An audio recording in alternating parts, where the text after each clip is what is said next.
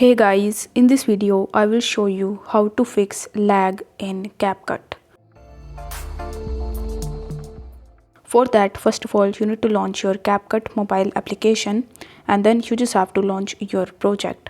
Now if you are facing any kind of lag in your project, then what you need to do is to simply launch your Google Play Store or App Store, and then in the search bar you need to type rotation control. Once done, you will be able to see a bunch of different applications, but among these applications you need to tap on this one, which is rotation control. After that, you just have to install it in your device. Now once it is installed, you will have to tap on open, and in the control you need to turn on this toggle button right next to start controlling rotation. After doing so, you will have to launch your project on CapCut again, and now you will have to swipe down, and here you will be able to see the rotation control option.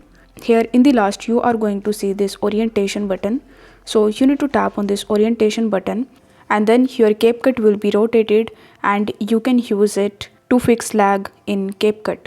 If the video was helpful, then don't forget to like the video and subscribe to the channel. Thank you so much for watching.